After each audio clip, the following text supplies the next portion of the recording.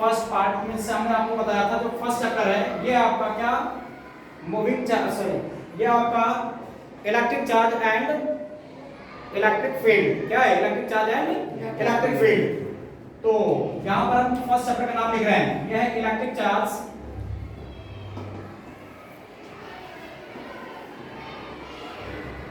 And electric field, जिसको हमने हिंदी में आपको बताया था वैद्युत आवेश एवं वैद्युत क्षेत्र।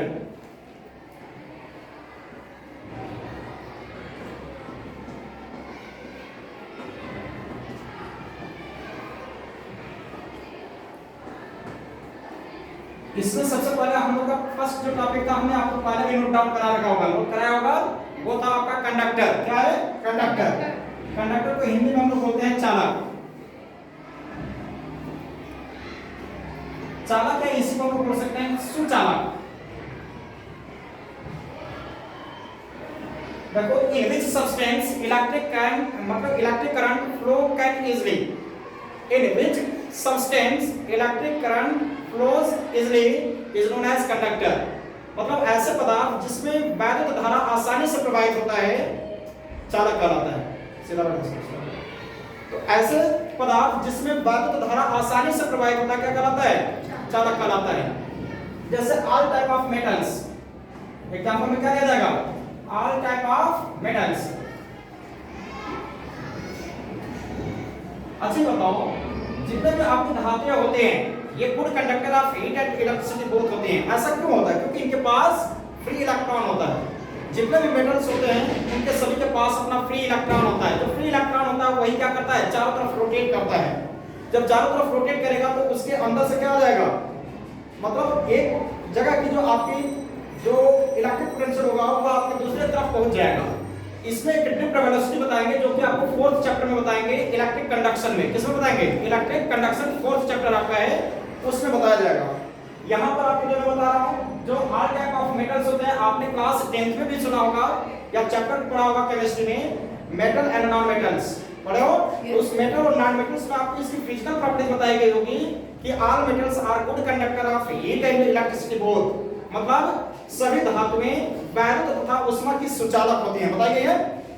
तो यहाँ से जितने भी मेटल्स होते हैं, जैसे एल्युमिनियम है, जो ये आपके वायर बने होते हैं, जो वायर बने होते हैं आपके मेटल से ही बने होते हैं। आपका एल्युमिनियम का हो सकता है, सिल्वर का हो सकता है, गोल्ड का भी हो सकता है, लेकिन गोल्ड का इसलिए नहीं बनाया जाता क्योंकि आपकी कॉस्टली मेटल है। सिल्वर का भी अब नहीं बनाया जा रहा है क्योंकि वो भी क्या है? कॉस्टली मेटल्स है। एल्युमिनियम का है, कॉपर का है, ये सब थोड़ा सा भी क्या है? चीपेस्ट है। इस कारण से इस सब के वायर्स बना दिए जाते हैं। लेकिन अगर हम बात करेंगे सिल्वर की, तो silver good conductor of electricity होता है। सुपर कंडक्टर उसको कह दो तो भी कोई गलती नहीं होगी। सुपर कंडक्टर का मतलब क्या होगा? जिसमें अधिक से अधिक और आसानी से इलेक्ट्रिक करंट फ्लो कर सकता है, वही आपका क्या कहलाएगा? सुपर कंडक्टर कहलाएगा, जिसको हम लोग अतिचालक कह सकते हैं। क्या बोलेंगे? अतिचालक, हिंदी में सुपर कंडक्टर। देखो अब है नॉन कंडक्टर। ये तो समझ में आ गया कि कंडक्टर किसे कहेंगे? नाम से स्पष्ट है, सुचालक, जिसमें वैद्युत धारा आसानी से, सुग्राही रूप से आसानी से प्रवाहित हो सके, क्या कहलाएगा? सुचालक, चालक। ठीक। अब देखो जैसे हम बात करते हैं नॉन कंडक्टर,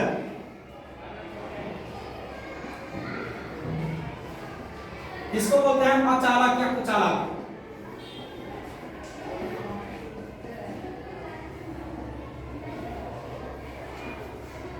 जैसे देखो अचालक या कुचालक क्या होता है? Non conductor just opposite of conductor. मतलब इसमें इलेक्ट्रिक करंट आसानी से फ्लो हो जाता है और इसमें इलेक्ट्रिक करंट फ्लो होता ही नहीं है। जैसे जितने भी आपके नॉन मेटल्स होंगे, नॉन मेटल्स का मतलब अधातुएं, जितने भी नॉन मेटल्स होंगे सभी के सभी आपके नॉन कंडक्टर्स होंगे, आपका ग्रेफाइट को छोड़ करके। ग्रेफाइट जो होता है आपका नॉन कंडक्टर है, कार्बन का एक क्या है? कोश है, बट वो आपका गुड कंडक्टर ऑफ इलेक्ट्रिसिटी होता है। पेंसिल देखो, पेंसिल उसके अंदर जो आपका नीडल स्टिक होती है वही आपका ग्रेफाइट का बना होता है। उसके अंदर आपका मेटेलिक ब्राइट होता है, मतलब वो ब्राइटनेस भी होता है उसके अंदर, चमक भी होती है उसके अंदर। और उसको अगर हम लोग इसमें लगाएंगे तो हम लोग को इलेक्ट्रिक करंट लग सकता है, मतलब शॉर्ट सर्किट भी कर सकता है वो। एक क्योंकि उसमें आपका वो भी क्या है? एक नॉन मेटल होते हुए भी आपका कंडक्टर कहलाता है। क्या कहलाता है? नॉन मेटल होते हुए भी कंडक्टर कहलाता है। पैर हिलाओ वो हिलेगा। ठीक। ये हो जाएगा आपका all type of non metals, all type of non metals. Non metal का मतलब समझा गया कि नहीं? अधातु, जितने भी धातुएं होती हैं वैद्युत धारा के सुचालक होती हैं, जितने भी अधातुएं होती हैं वैद्युत धारा के कुचालक होती हैं। नाम से इसको कहते हैं कुचालक। ये नहीं कहा जाता कु का मतलब होता है बुरा, कुपुत्र बोला जाता है, कुपुत्री बोला जाता है कि नहीं? मतलब गलत लड़का गलत लड़की। यहां पर कु शब्द का मतलब होता है बैड। ये हो गया बैड कंडक्टर, इसको भी बोल सकते हो नॉन कंडक्टर और बैड कंडक्टर। ठीक, अब आता है इंसुलेटर। क्या होता है इंसुलेटर?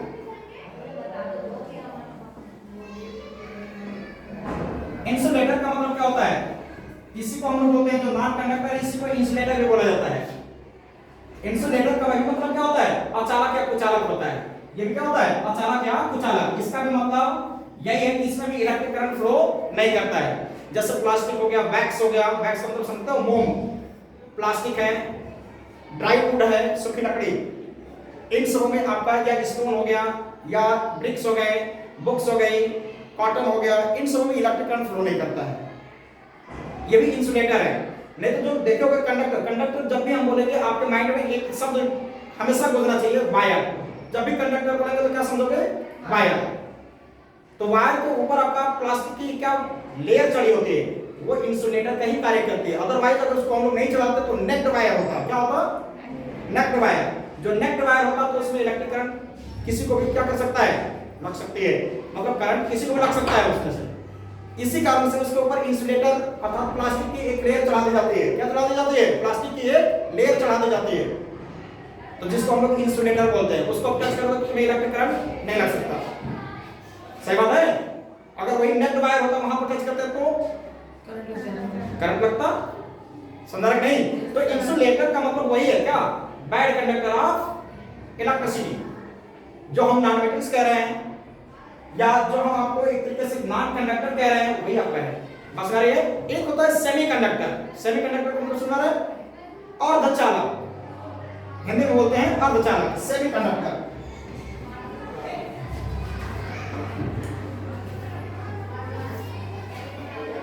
सेमीकंडक्टर का मतलब हो गया, इसको बोलते हैं अर्धचालक।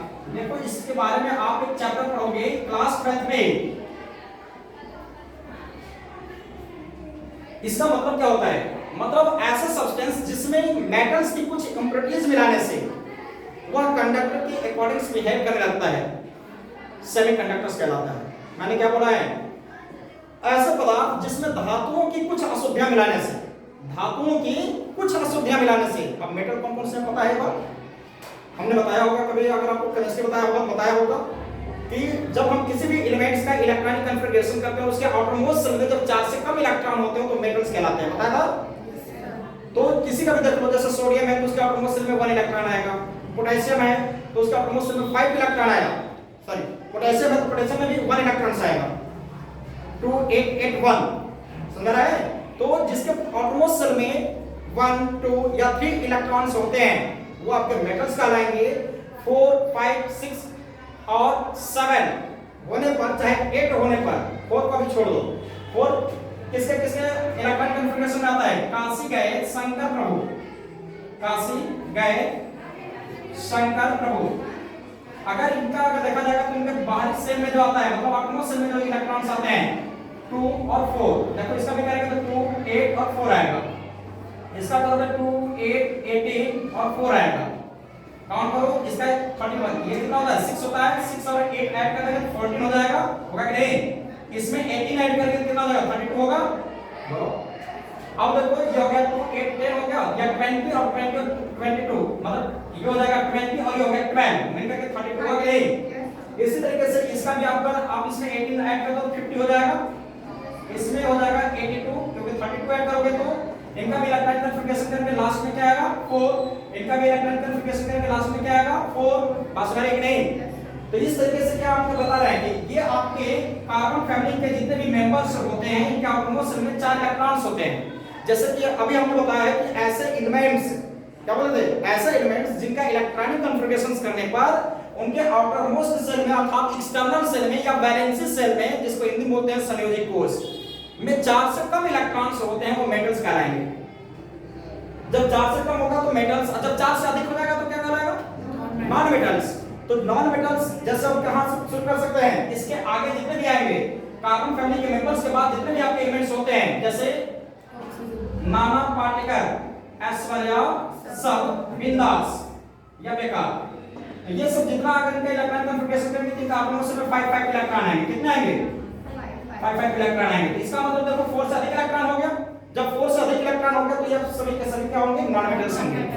इसके अगले वाले फैमिली मेंबर्स का हम क्या करेंगे? इलेक्ट्रॉन कन्फिगरेशंस करते हैं तो उसके भी एक्सटर्नल सेल अर्थात वैलेंसी सेल में 4 से अधिक इलेक्ट्रॉन आएंगे, वो भी नॉन मेटल्स कहलाएंगे।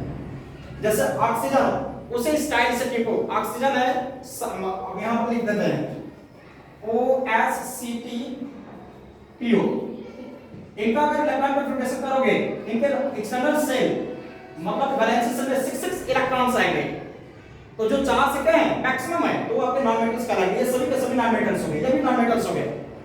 जब 4 से कम आएंगे तो वो मेटल्स, जब 4 से अधिक आएंगे तो नॉन मेटल्स। तो जब 4 आएगा तो क्या बोलेंगे? वह मेटल, नॉन मेटल और मेटलाइट तीनों हो सकता है। क्या हो सकता है? मेटल, नॉन मेटल और मेटलाइट तीनों हो सकता है।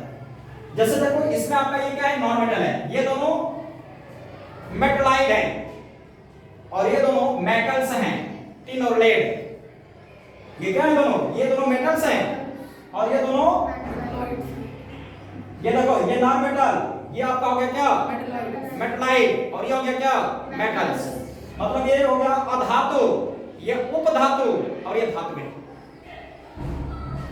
मतलब जब एक्सटर्नल सेल में 4 से कम आएगा तो मेटल्स हो गया, और जब 4 से अधिक आया तो नॉन मेटल्स, और जब 4 आएगा तो वो मेटल भी हो सकता है, नॉन मेटल भी हो सकता है और मेटलाइट भी हो सकता है। तीनों, मेरे कहने का मतलब ये था, समझाया? तो जब भी हम मेटल्स का नाम लेंगे तो समझ लेना कि उसके एक्सटर्नल सेल में 4 से कम इलेक्ट्रॉन का आना। समझ गया? जैसे बेटा मांगे कार स्कूटर बाप राजी, या हम बता सकते हैं हेलिना करे रब से फरियाद, या और बताया जा सकता है बैगन आलू गाजर इन थैला बोरान फैमिली के मेंबर्स, मतलब बोरान है, अमोनियम है, गैलियम है, इंडियम है, थैलियम है। ठीक इसी तरीके से अगर हम बोरान की बात करेंगे, बोरान के बाद नाइट्रोजन आता है क्या? नहीं, कार्बन आ जाएगा। तो ये आप सभी इसमें मेटल, नॉन मेटल, मेटलाइट तीनों हो जाता है। आज समझ में ये बातें सभी समझ आ रही है? तो देखो ये सेमीकंडक्टर जो होता है आपका इसी में से आया। जो मेटलाइट होते हैं वही सेमीकंडक्टर्स होते हैं। जितने भी मेटलाइट्स होंगे वो सभी के सभी सेमीकंडक्टर्स के कंपार्टमेंट्स बिहेव करते हैं। समझ में आ रहा है? हम जो बता रहे हैं, तो जो मेटलाइट्स होते हैं वो कौन कौन से हैं? वो आपके 7 हमने बताया होगा, लेकिन कुछ मेनली जो है वो 4 हैं। 3 जो होते हैं एलिमेंट्स वो आपकी किसी विशेष परिस्थिति में मेटलाइट के अकॉर्डिंग बिहेव करते हैं। जैसे बताया गया होगा boron, silicon, germanium, arsenic, antimony, tellurium और पोलोनियम, ये सभी के सभी क्या हैं? मेटलाइट्स हैं। ये जब सभी के सभी मेटलाइट्स हैं तो यही आपके सेमीकंडक्टर्स हुए। मेटल वाला क्या हो गया था? कंडक्टर। नॉन मेटल वाला क्या हुआ? Non conductor. तो मेटलाइट क्या होगा? सेमीकंडक्टर। बात समझ आया? तो अब सेमीकंडक्टर में आपको एक चैप्टर पढ़ाया जाएगा, सीधा पूरा एक चैप्टर पढ़ाया जाएगा 12th के पार्ट 2 वाले फिजिक्स के बुक में। तो उसमें आपको पहला बताया जाएगा, जैसे मान लो जब किसी का पेट अगर क्या हो भरा होता है, जब किसी का पेट भरा होगा तो किसी दूसरे की रोटी छीनने तो जाएगा नहीं, जाएगा? स्वाभाविक बात है कि नहीं जाएगा वो। जैसे यहाँ पर नोबल गैसेस होती हैं, श्रेष्ठ गैसेस, जिसको हम नियर्ड गैस, नोबल गैस या जेंटल गैस के नाम से जानते हैं। 18 ग्रुप बोले चाहे 0 ग्रुप बोले, हेलिना नहीं, वहां से हेमा, नेहा और करीना जी, रणबीर कपूर, या हरदन याना आकर कर 0 रन पर आउट। कौन सा बात कर रहे हैं? 18 ग्रुप के एलिमेंट्स की बात कर रहे हैं, अक्रिय गैसों की बात कर रहे हैं। यही है वो हेमा, मतलब है क्या है? हेमा, नेहा और Kareena ji, Ranbir Kapoor. Helium, neon, argon, krypton, xenon, radon, ये सभी के सभी इनका ऑक्टेट जो होता है, मतलब इनके ऑटोमोस सेल में 8 इलेक्ट्रॉन होते हैं हीलियम को छोड़कर। इनका अगर इलेक्ट्रॉन कन्फिगरेशन करो तो लास्ट में 8 इलेक्ट्रॉन जरूर आएंगे, सबका 8 इलेक्ट्रॉन आएगा। इसके वैलेंसी सेल में जो इलेक्ट्रॉनों की संख्या होती है कितनी होती है? 8, हीलियम को छोड़ करके। हीलियम का जो एक ही सबसेल होता है S, मतलब हीलियम का एक ही सबसेल में हो जाता है। जैसे S में S2 हो जाता है तो S सबसेल के लिए एक ऑर्बिट होता है और एक ऑर्बिटल में आपके 2 इलेक्ट्रॉन अपोजिट डायरेक्शन में फिल अप किए जाते हैं, भर दिए जाते हैं। तो इस कारण से इस कारण से क्या होता है? ये सभी के सभी नियर्ड गैसेस होते हैं, सभी का घर भरा होता है, सभी का पेट भरा होता है, इस कारण से एक किसी से रिएक्शन करना पसंद नहीं करते। लेकिन कुछ विशेष कंडीशन में, जैसे जिनान की बात करें, इसी को ओल्ड गैस के नाम से जाना जाता है। पूरे पीरियोडिक टेबल में जो जिनान होता है उसको ओल्ड गैस के नाम से जाना जाता है। अगर यह रिएक्शन करता भी है तो अधिक से अधिक मैक्सिमम वो करेगा भी, तो आपका जो सबसे अधिक नेगेटिविटी या इलेक्ट्रोनेगेटिविटी वाले एलिमेंट्स होते हैं हैलोजन ग्रुप बोलते हैं, जैसे फ्लोरीन, क्लोरीन, ब्रोमीन, आयोडीन और स्टार्टिन। फर्स्ट सीपीआई स्टार्टिन जिसको बोला जाता है हैलोजन ग्रुप, या कैल्कोजेन ग्रुप। कैल्कोजेन ग्रुप बोलते हैं ऑक्सीजन फैमिली के मेंबर्स को, OSCDPO जो यहां लिखे होंगे। ये कैल्कोजेन ग्रुप के नाम से जाने जाते हैं। किस नाम से जाने जाएंगे? कैल्कोजेन। कैल्कोजेन क्यों कहते हैं? क्योंकि ये समुद्री पानी से ज्यादा मिलते हैं, समुद्र के अंदर मिलते हैं। ऑक्सीजन सबसे अधिक लेवल कहां पर मिलता है? सी में, समुद्र में। बात समझ रही है? तो ये इसको इसका नाम दिया गया है कैल्कोजेन ग्रुप। और fluorine, chlorine, bromine, iodine, starting जो होता है उसको हम लोग बोलते हैं हैलोजन ग्रुप। क्या बोलते हैं? Halogen group. तो हैलोजन ग्रुप और कैल्कोजेन ग्रुप के एलिमेंट्स से ही मैक्सिमम अगर रिएक्शन करता भी है तो जिनान करता है। और इनके बीच की जो बॉन्डिंग होती है वो इतनी जबरदस्त होती है कि उसको जल्दी ब्रेक नहीं किया जा सकता। बस रह गया। तो हमारा बात चल रही थी फिजिक्स में। फिजिक्स में हम यहां पर थे सेमीकंडक्टर। तो जितने भी आपके मेटलाइट्स होते हैं, क्या क्या मैंने नाम बताया? Boron, silicon, germanium, arsenic, antimony, tellurium और बिस्मथ। बस कर रहे हैं? तो ये आपके 7 एलिमेंट्स ऐसे हैं जो आपके मेटलाइट्स होते हैं। मेटलाइट्स का मतलब हो गया उपधातुएं। क्या होती हैं? तो जो उपधातुएं होती हैं या आपके सेमीकंडक्टर्स के अकॉर्डिंग बिहेव करती हैं। जरा इसको आप नोट डाउन करो जितना फास्ट हो सके, फिर उसके बाद मैं आपको ये बताता हूं। चाहे आप सभी YouTube पर आकर के देख लेना, ठीक है ना? वहां से नोट करना। अभी आप क्लास में सुन लो, सही बात है? वहां से ये आपको अपलोड कर देंगे हम, आप वहां से भी देख सकते हो। सबको समझ आ रहा है? और सभी आप केवल आपके ही ग्रुप में ये वीडियो जाएगी और आप सभी केवल देखो, ठीक? उसको नोट करके कल आप मुझे चेक भी कराओगे। यहां से देखो, मैंने पढ़ा था, ये चेक किया, ठीक है? तो चलो देखो आगे। हम लोग बात करेंगे अभी सेमीकंडक्टर्स पर, क्योंकि आगे भी है ये चैप्टर पूरा, आप पूरे एक चैप्टर पढ़ोगे इसके बारे में। फिर उसके बाद हम लोग इलेक्ट्रिक फील्ड, इलेक्ट्रिक चार्ज सब पढ़ेंगे ही।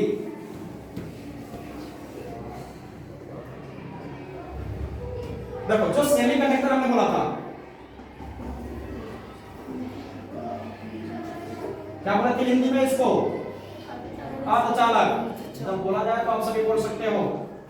जो सेमीकंडक्टर होता है नाम से स्पष्ट है, अर्धचालक मतलब आप आधा चालक की तरह होगा तो आधा कुचालक की तरह होगा। तो मतलब जब किसी एलिमेंट्स में या किसी मेटलाइट्स के अंदर हम क्या करते हैं, किसी मेटल्स की इंप्योरिटीज को मिला दें, अशुद्धियों को मिला दिया जाए, तो आपका क्या करता है? वो मेटल्स के अकॉर्डिंग कंडक्टर्स के अकॉर्डिंग बिहेव करना शुरू कर देता है। जैसे देखो सिलिकॉन जो होता है, अभी हमने आपको बताया था काशी गए शंकर प्रभु, बताया था मैंने। इनके आपस में 4 इलेक्ट्रॉन होते हैं। कितने होते हैं? सपोज करो ये चाक जो है प्लास्टिक का बना है, काशी गए शंकर प्रभु, इसके भी आपस में 4 इलेक्ट्रॉन होंगे ना? तो जरा आप ध्यान देखो, ये जो हुआ काशी गए शंकर प्रभु था, कार्बन, सिलिकॉन, जर्मेनियम, टिन और लेड, ये सभी के सभी, इसमें से सिर्फ आपको 2 ही हमने मेटलाइट्स बताया है। आप पीरियोडिक टेबल लेकर के देखना, उसमें जो आपके 7 नॉन मेटल्स हैं, सॉरी 7 जो मेटलाइट्स है, आप सभी रुके रहो, आपकी क्लासेस अभी जस्ट में देंगे ना नहीं। जो 7 मेटलाइट्स होते हैं, जो 7 मेटलाइट्स है उनको एक विशेष टाइप्स की कलर से रंगा हुआ है। मैंने शायद एक बार कभी दिखाया भी हो किसी को, ठीक है? तो आप देखना पीरियोडिक टेबल में जो आपको बोले हैं कौन कौन सा, बोरान, सिलिकॉन, जर्मेनियम, टिन और लेड और बिस्मथ, टेलुरियम भी होता है। तो 7 हो गए ना ये, इनको एक अलग कलर से ही रंगा होगा। तो वहां से समझ जाना कि इनके क्या है, ये मेटलाइट्स है। तो जो भी मेटलाइट्स होता है वो आपका सेमीकंडक्टर हो गया एक तरीके से। मेटल्स क्या हुआ? कंडक्टर। नॉन मेटल क्या हुआ? Non conductor. और मेटलाइट्स क्या हो गया? सेमीकंडक्टर। ये बात समझ आ गई? चलो तो जैसे देखो हमने एक लिया सिलिकॉन को लिया, तो सिलिकॉन के वैलेंस मतलब कि आपके 4 कंडक्टर मतलब ये टेट्रा वैलेंस से करने वाले एलिमेंट्स होते हैं। ये सभी कैसे हैं? टेट्रा वैलेंस से करने वाले। आपको चैप्टर पढ़ाया गया होगा carbon and its compound class 10th में, कार्बन और इसके यौगिक बताया गया है। तो वहां से बताया गया होगा कि कार्बन जो आपका एलिमेंट्स है, आपका टेट्रा वैलेंस से करने वाला एलिमेंट्स होता है, जिसको बोलते हैं चतुस्संयोजी तत्व प्रदर्शित करने वाला। ये आपका क्या है? मतलब चतुस्संयोजी 4 संयोजकता प्रदर्शित करने वाला तत्व। जैसे सिलिकॉन है तो ये भी टेट्रा वैलेंस शो कर रहा है। टेट्रा का मतलब हो गया 4। देखो एक होता है मोनो, मोनो का मतलब होता है 1, एक होता है डाई, डाई का मतलब क्या 2, एक होता है ट्राई, ट्राई का मतलब क्या 3 और टेट्रा का मतलब 4। ये बात समझ आ गई? तो सिलिकॉन का मैंने लिया तो फिर सिलिकॉन के जितने भी आपके एटम्स होंगे, जैसे मान लो हमने ये कहा चाक जो है प्लास्टिक का बना है, किसका बना है? तो इसमें प्लास्टिक क्या, अब इसको हम जितना छोटे से छोटे टीनी पार्टिकल्स में ब्रेक कर देंगे वो हर एक आपका एटम्स कहलाएगा। छोटा छोटा जितना छोटे से छोटे पार्टिकल्स में हम इसको क्या कर दें? ब्रेक कर देंगे। अगर हम कह रहे चाक ये जो है आपका किसका बना है? लोहे का, तो उसको जितना बारीकी से पीसते हो उसमें से भी एक छोटा सा कण निकालोगे तो उसमें भी आपके फ्री इलेक्ट्रॉन्स होंगे, जितने कि एक नॉर्मल इलेक्ट्रॉन्स के मतलब एक आयरन्स के अंदर होगा। या अगर हमने कह दिया ये किसका है? एल्युमिनियम का बना है, तो एल्युमिनियम का एटॉमिक नंबर कितना होता है? 13। कितना होता है? तो 13 होता है तो देखो 2 8 और 3 आएगा। इसका एटॉमिक में कितने इलेक्ट्रॉन है? अब ये बताओ, अगर हमने कहा कि प्योर एल्युमिनियम का बना है, कोई भी सब्सटेंस 100% प्योर होता नहीं है, ध्यान रखना इस बात का। तो इसका मान लो अगर यह एल्युमिनियम का बना होगा तो इसका एक छोटा सा पार्टिकल, जितना छोटा से छोटा पार्टिकल से तोड़ करके देखोगे तो उसमें भी आपके 3 इलेक्ट्रॉन्स क्या होंगे? फ्री रहेंगे, जो कि वही मूव करते हैं। जब 4 से अधिक होंगे तो वो आपका दूसरे को अट्रैक्ट करने की कोशिश कर लेंगे, वो खींच लेंगे, दूसरे का इलेक्ट्रॉन खींचना चाहते हैं। और जब 4 से कम होता है तो हो सकता है कि डोनेट कर दे, तो वो आपका फ्री इलेक्ट्रॉन्स कहलाता है। वही फ्री इलेक्ट्रॉन के नाम से जाना जाएगा, जिसको बोलते हैं स्वतंत्र इलेक्ट्रॉन या मुक्त इलेक्ट्रॉन। बस करिए फिर से।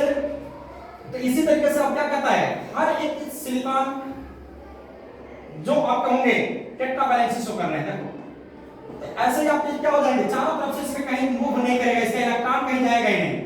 हमें पता है कि इलेक्ट्रिक करंट का फ्लो होता है जब इलेक्ट्रॉन क्या करते हैं? मूव करते हैं, तभी तो क्या करेगा वो? इलेक्ट्रिक करंट फ्लो होगा।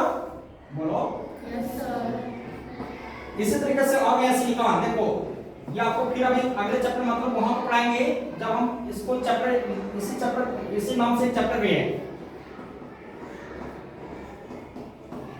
आपको मैं बस यहां पर नॉर्मली समझा देता हूं। जैसे सिलिकॉन हो गया, हमने बोला था कि डेफिनेशन में इसके किसके सेमीकंडक्टर के डेफिनेशन में हमने ये बोला था कि ऐसे एलिमेंट्स जिसमें कुछ मेटल्स की इंप्योरिटीज को मिला दिया जाए, क्या बोल रहे हैं?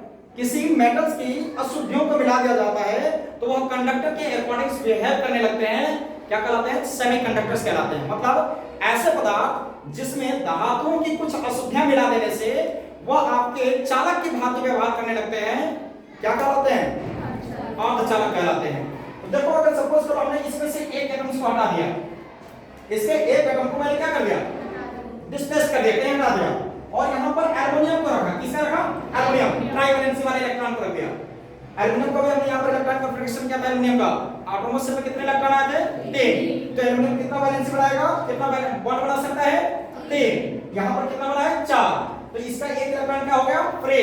तो भाई एक इलेक्ट्रॉन इस पूरे चक्र में चक्कर करेगा। जब इलेक्ट्रॉन मूव करता है तो आपका इलेक्ट्रिक करंट फ्लो होता है। तो कंडक्टर की बात बिहेव करने लगेगा कि नहीं करने लगेगा? आया बात समझे? अब इसमें जो सेमीकंडक्टर्स होते हैं वहां पर 2 टाइप्स के मैं बताऊंगा, एक पी टाइप का, एक एन टाइप का। पी टाइप का कब होगा, एन टाइप का कब होगा, हम उस चैप्टर में डिस्कस करेंगे। यहां पर सिर्फ हमारे बताने का मतलब यह था कि जो हमने इसका डेफिनेशन बताया था उसमें यही बताया था कि जब किसी नॉन मेटल्स जब किसी मेटलाइट्स के बीच में हम किसी मेटल्स के इंप्योरिटीज को मिला देते हैं तो वह कंडक्टर के अकॉर्डिंग बिहेव करता है। जिसमें आपके कंडक्टर्स होते हैं वो सभी मेटल्स होते हैं, जितने कंडक्टर्स होते हैं वो क्या होते हैं? मेटल्स होते हैं। तो मेटल्स की प्रॉपर्टीज इसके अंदर कब आएगी? जब हम इसके अंदर कुछ ना कुछ मेटल्स की क्या मिलाएंगे? इंप्योरिटीज अशुद्धियों को मिलाएंगे। नहीं तो अब बताओ यहां पर हम कोई सिलिकॉन रख दिए, अब बताओ इसमें से किसी को फोर्स लगाओगे, ये वाला इसको ट्रांसफर करेगा, ये वाला इसको सब ऐसे आपस में ट्रांसफर करके वहीं के वहीं रह जाएंगे या कहीं नहीं जाएंगे। तो वोल्टेज जो होता है, जब ध्यान देना वोल्टेज वर्ड आएंगे सब इसमें, तो जो वोल्टेज होता है इलेक्ट्रिक पोटेंशियल इंग्लिश में बोलते हैं, इलेक्ट्रिक पोटेंशियल बोलते हैं, हिंदी बोलते हैं वैद्युत विभव। नहीं बोलते 4 volt 5 volt 10 volt 20 volt 12 volt 24 volt 6 volt, बोलते हो ना ऐसे। तो ये आपका वोल्टेज जो होता है वो इलेक्ट्रॉन के ऊपर फोर्स लगाने का कार्य करता है। जब इलेक्ट्रॉनों के ऊपर फोर्स लगाया जाएगा तो क्या करेगा, मूव करेगा। तो जिस डायरेक्शन में इलेक्ट्रॉन जाता है तो उसके जस्ट अपोजिट डायरेक्शन में इलेक्ट्रिक करंट फ्लो करता है। जब मैं अभी बताऊंगा आगे और क्लियर होता चला जाएगा, लेकिन आप यहां पर केवल समझो कि यह अगर सिलिकॉन का ही मतलब ये आपका केवल मेटलाइट्स का होगा तो इसके अंदर कोई भी आपका स्पेस नहीं है, कहीं पर भी जगह नहीं है कि कोई दूसरा इलेक्ट्रॉन के अंदर एक जगह से दूसरी जगह रिमूव हो, चाहे रोटेट कर सके चाहे मूव कर सके। तो जब तक इलेक्ट्रॉन चलेगा नहीं तब तक आपका इलेक्ट्रिक करंट आएगा ही नहीं। ये बात समझ गई। इसीलिए जितने भी मेटल्स मतलब जितने भी आपके वायर्स होते हैं या कंडक्टर्स होते हैं वो सभी के सभी मेटल से बनाए जाते हैं। मेटल से बनाया जाएगा क्यों? क्योंकि इसके पास फ्री इलेक्ट्रॉन होता है। तो इसमें हमें फ्री इलेक्ट्रॉन लाने के लिए या तो हम पेंटावैलेंस से शो करने वाले एलिमेंट्स को मिलाएं या ट्राइवैलेंस से शो करने वाले एलिमेंट्स को मिलाएंगे, तब जाकर के इसमें आपका फ्री इलेक्ट्रॉन एक आएगा जो वही इस पूरे साइकिल में क्या करेगा, रोटेट करेगा, जिसकी वजह से उस सर्किट में इलेक्ट्रिक करंट फ्लो होना शुरू हो जाएगा। सेमीकंडक्टर समझ में आया? ठीक, आप इसको वहीं से नोट करिएगा। अब हम बताएंगे इसके आगे टॉपिक क्या, बता दो आप सभी। चार्ज है। तो सबसे पहले हम चार्ज की कहानियां सुनते हैं। इलेक्ट्रिक चार्ज क्या होता है?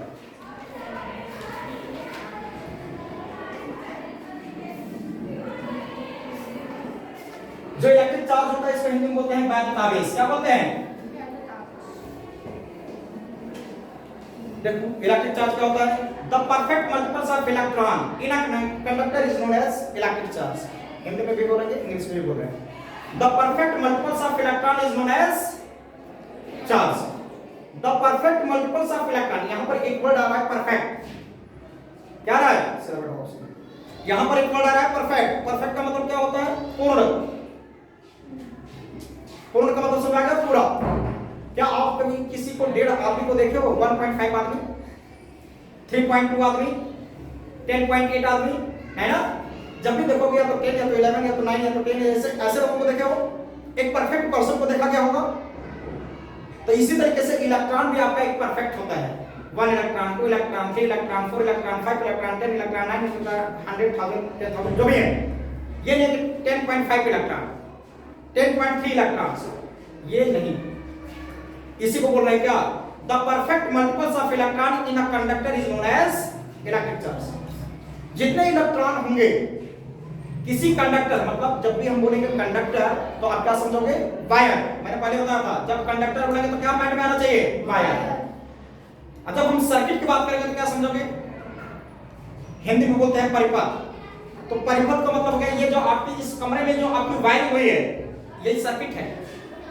इस सर्किट में 2 फैन लगे हैं, एक आपका इधर 4 लाइटें लगी पड़ी हैं, 4 है या 3 है, समझ रहा नहीं? तो ये सर्किट में आपके 3 क्या हो गए?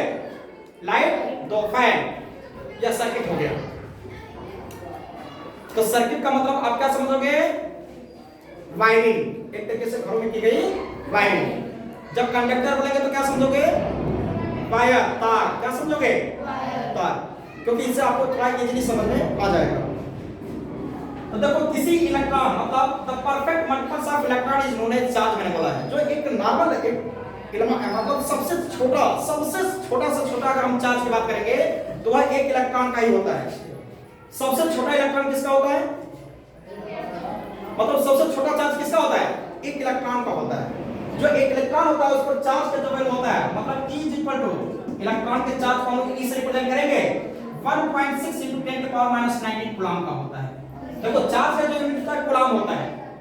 चार्ज का एसआई यूनिट कूलम होता है। अभी मैं आपको यूनिट सब बताऊंगा इसका, लेकिन अभी हम डेफिनेशन जो बता रहे थे उस पर जरा गौर करना है आपको। मैंने क्या बोला था? The perfect multiples of electron in a conductor is known as charge of that conductor. किसी चालक में उपस्थित आवेशों के पूर्ण इलेक्ट्रॉनों के पूर्ण गुणक को ही हम आवेश कहते हैं। किसी चालक में उपस्थित इलेक्ट्रॉनों के पूर्ण गुणक को ही आवेश कहते हैं। बात समझ आ गई? देखो सबसे पहले क्या किया गया था? एक अर्नेस्ट साइंटिस्ट थे, ठीक है? उन्होंने क्या किया? अर्नेस्ट थे, ये क्या बोलते हैं, कूलम थे, मतलब बहुत साइंटिस्टों ने मिलकर के देखा इसको। कैसे क्या किए? एक उन्होंने आबनूस की रॉड लिए, एक ग्लास की रॉड लिए। आबनूस एक प्रकार का मटेरियल है, ग्लास भी आप समझ सकते हो, ग्लास की रॉड हो गई। एक कैट के फर से मतलब बिल्ली के खाल से और दूसरे को सिल्क से रेशम से लगा करके जब उन दोनों राडों को रखा गया था पास पास तो वो एक दूसरे को अट्रैक्ट कर रहे थे। सपोज करो आप यहीं पर देख लो, जैसे ये क्या है, ये ग्लास की राड हो गई, अब मान लो ये आपनोस की राड हो गई। हमने यहां पर बना दिया ये कैट फर, बिल्ली की खाल, ठीक है। यहां पर हमने बना दिया सिल्क, ये हमने दोनों रब ले लिया। एक बार हमने इसको इससे रब किया और इसको हमने इससे रब किया, रगड़ दिया, और जब इन दोनों को पास पास खड़ा किया तो अट्रैक्शन फोर्स लगा दिया। ठीक, उनका एक्सपेरिमेंट देखना। अब उन्होंने इसको एक्सचेंज कर दिया, अब ग्लास की रॉड को इससे और इसको आपस वाले को कैट फर से, बिल्ली के खाल से रगड़ करके जब रखा गया तो ये एक दूसरे को अट्रैक्शन फोर्स लगा दिया। तब उनके माइंड में ये बात आई, क्यों ना हम इन दोनों रॉडों को किसी एक मटेरियल से रगड़े, तो ये दोनों को जब बिल्ली के खाल से रगड़े ये दोनों में रिपल्सन फोर्स, प्रतिकर्षण बल लगने लगा। कैसा? एक दूसरे से दूर हटने लगे। फिर इन्हीं दोनों को जब सिल्क से रगड़ करके पास में खड़ा किया गया, फिर वही हम रिपल्सन फोर्स, प्रतिकर्षण बल। तो यहां से उन्होंने आपका क्या लगाया, एक अनुमान लगाया, उन्होंने एक एक्सपेक्टेशन किया कि हो सकता है कि एक मटेरियल ये वाला जो हो सकता है अपने अंदर इलेक्ट्रॉन को क्या कर ले रहा हो, ऑब्जर्व कर ले रहा हो, अट्रैक्ट कर ले रहा हो। तो जब इसमें से इलेक्ट्रॉन, इन दोनों में से इलेक्ट्रॉन इसके अंदर चले गए तो ये क्या हो जाएंगे, पॉजिटिव चार्ज। दोनों क्या हो गए, पॉजिटिव चार्ज। तो दोनों में क्या लगेगा, repulsion force. Same charge repel to each other and opposite charge attract to each other. मतलब समान आवेश एक दूसरे को प्रतिकर्षित करते हैं जबकि विपरीत आवेश एक दूसरे को आकर्षित करते हैं। इसी तरीके से जब इनको रगड़ा गया हो तो हो सकता है कि इन सबों में से, सिल्क में से इलेक्ट्रॉन इसके अंदर आ गया हो, तो ये दोनों क्या हो गए, नेगेटिव चार्ज। तो इनके ऊपर भी सेम चार्ज आ गया, इस कारण से ये दोनों आपस में फिर रिपल्सन फोर्स लगाना शुरू कर दिए। तो सेम चार्ज यहां पर बताने का मतलब क्या था कि आपके लाइक चार्ज जो होते हैं वो एक दूसरे को रिपेल करेंगे, मतलब एक दूसरे से दूर हटेंगे, और जबकि आपके अपोजिट चार्ज जो होंगे, अनलाइक चार्ज, वो एक दूसरे को अट्रैक्ट करते हैं। ठीक, चार्ज टू टाइप के बताए जाएंगे इसमें, पॉजिटिव चार्ज और नेगेटिव चार्ज।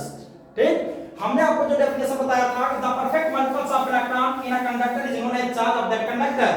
तो चार्ज को हम लोग q से रिप्रेजेंट करते हैं, किससे, q से। तो q इज इक्वल टू जो होता है आपका नंबर ऑफ इलेक्ट्रॉन n से हम रिप्रेजेंट कर सकते हैं, नंबर ऑफ इलेक्ट्रॉन n से, और इनटू e हो गया। तो q is equal to n e, आपको क्लास 10 में एक फार्मूला बताया गया, बताया गया। यहां पर जो इसी को हम लोग लिखेंगे तो charge is equal to number of electron into charge of one electron।